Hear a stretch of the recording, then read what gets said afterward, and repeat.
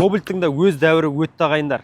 Алдарыңызда Оразғали, бүгінгі шоулуда BYD Чин плюс автокөлігі. Лучах рассвета первого дня лета. Городской суете одна, утонулась в лесах весна, растворилась в стихах мечты. Бұл көлікке келетін болсақ, іші кең және де осындай керемет дизайнда, және де бұл автокөлікте запасқода бір бакпен 2000 км жүресіздер.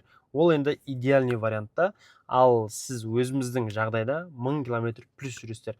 Ал трассада 1300 км плюс-минус сол жобада, ал қаланың ішінде 1000 км почти жүресіздер. Мотор жағына келетін болсақ, көрсетіп кетейін. Жаңа айтқанымдай, бұл жерде 5-ші поколение гибрид.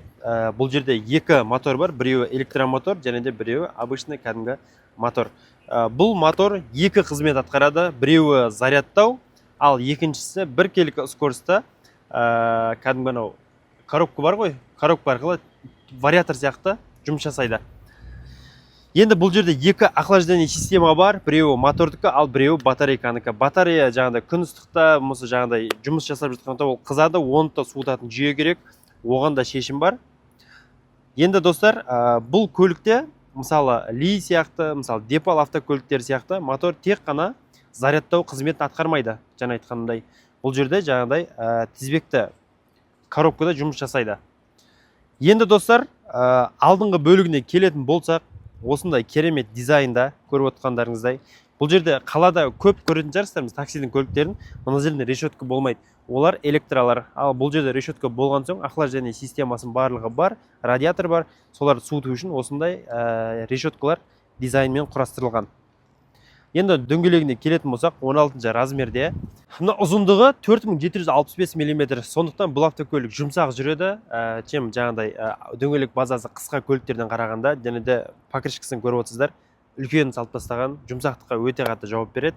Оларда және де ішіне келетін болсақ, мысалы менің бойым 1.80 болатын болса, қазір мен мынаны айдап келдім.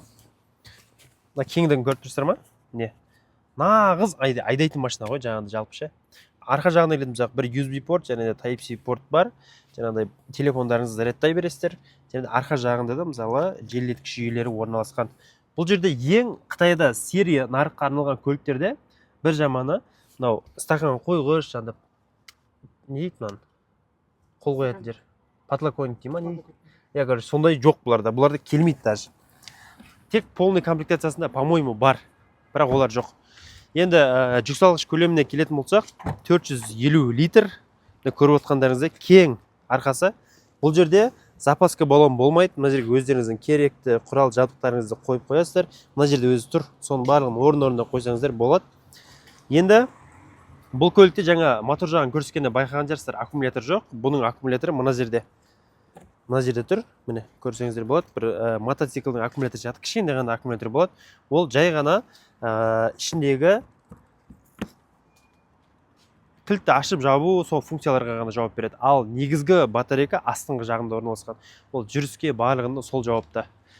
Егер де мына аккумулятор өліп қалған жағдайда машинаңыз қызбайды, басқа қылмайды. Бірақ осын зарядтасаңыз да жүріп кетеді. Мына ортадағы батарейка 0-ге дейін түспейді. Ал 0-ге дейін түсетін болса, ол проблема.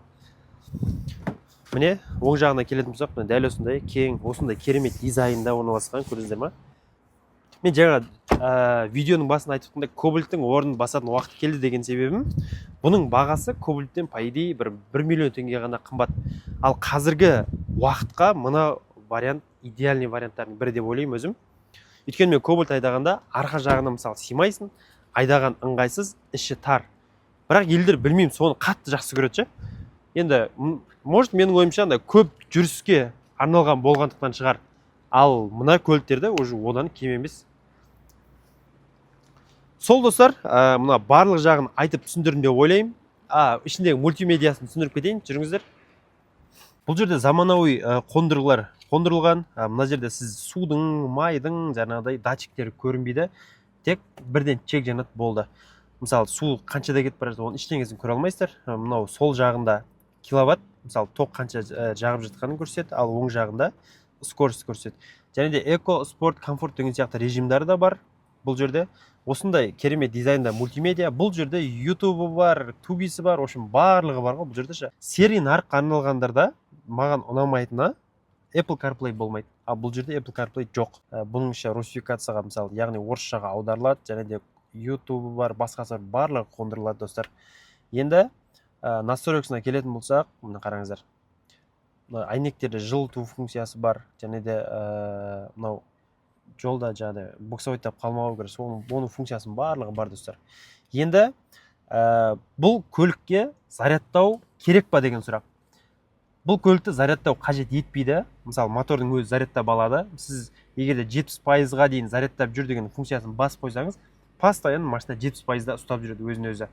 Егерде сізге зарядтау ұнайтын болса, үйге зарядка қондырып алып, зарядтап жүре берсеңіздер болады. Бірақ бұл зарядкамен көп жүрмейді. Мысалы, полный бак зарядты қоясыздар, 50 км деп тұратын болса, примерно бір 30 км ма жүресіздер ғой зарядпен. Онда да ол қаншалықты сіз газды қатты басып, яғни жай басқаныңызға байланысты.